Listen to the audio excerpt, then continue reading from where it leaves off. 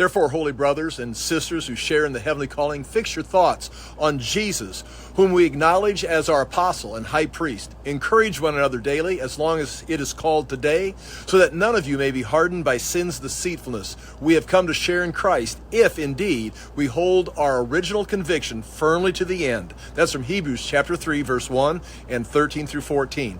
The title of today's devotion, Sharing in Christ for Salvation and for Daily Life.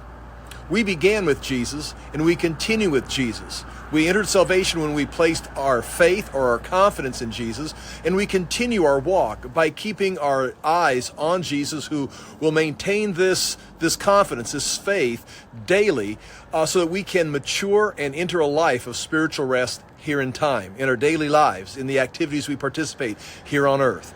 The verb in Hebrews chapter 3, verse 14, where it says, quote, "We have come to share in Christ," is in the perfect tense, which means that for these believers, this come to share in Christ is a present reality that resulted from a past action of theirs.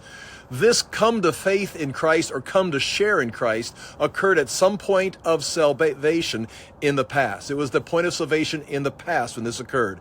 The author now is addressing the believers who share in the heavenly calling.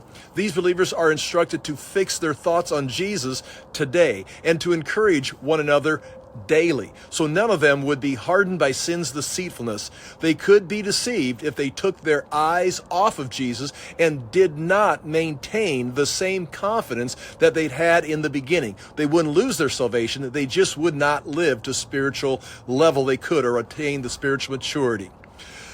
If they were not daily encouraged in their faith, they would be deceived and would begin to think thoughts that compromise the truth or compromise their behavior in ways that were incompatible with their spiritual growth. This would prevent them from fully sharing in Christ in their daily lives. In the beginning of their Christian life, they shared in Jesus. Now the author tells them that they must daily stay focused on Jesus in order to hold their original conviction firm to the very end and live spiritually productive lives here on earth before they entered into their glorified, resurrected state for eternity. That's today's daily devotion.